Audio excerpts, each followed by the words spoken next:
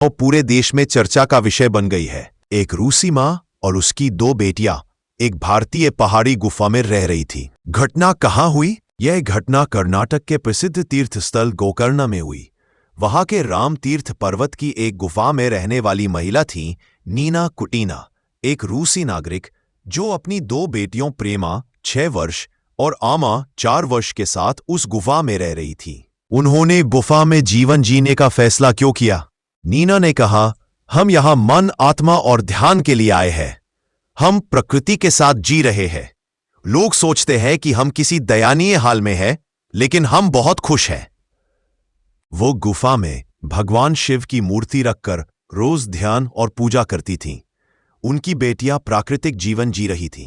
पहाड़ियों में खेलना, झरनों में नहाना, चित्रकारी करना, मिट्टी के बर्तन बनाना और खुद खाना पकाना उनका दिनचर्या थी।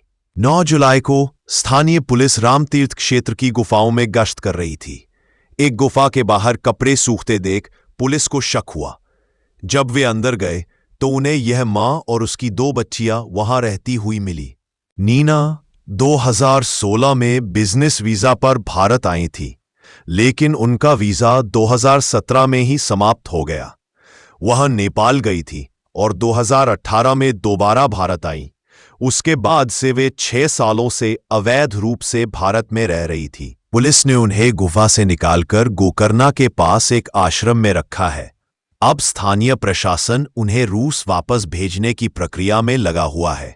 यह कहानी एक अद्भुत और अनोखा उदाहरण है कि कैसे एक विदेशी महिला और उसकी बच्चियां भारत के आध्यात्मिक जीवन से प्रभावित होकर एक गुफा में प्राकृतिक जीवन जी रही थीं। यह घटना दुनिया को सोचने पर मजबूर करती है कि आधुनिकता और साधनों के बीच सच्ची शांति और आत्मिक खोज आज भी कुछ लोगों के लिए पहाड़ों और गुफाओं में छिपी है।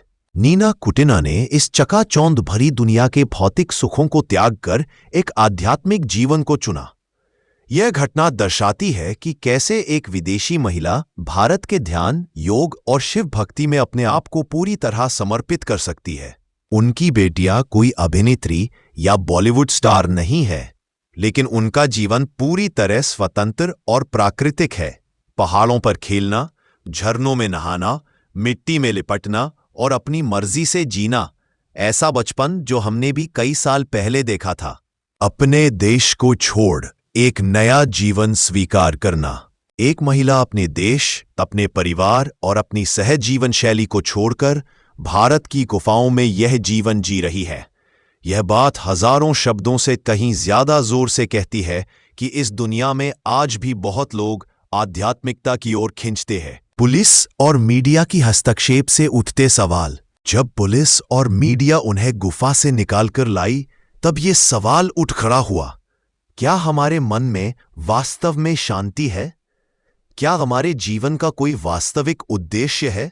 यह घटना हमें क्या सिखाती है? यह घटना हमें सिखाती है कि एक इंसान अपने मन की शांति के लिए कितनी दूर तक जा सकता है। साथ ही यह भी कि प्राकृतिक जीवन, ध्यान और शिव भक्ति में कितनी शक्ति है, जो आज के आधुनिक समय में भी आत्मा को सच्ची तृप्ति दे सकती है।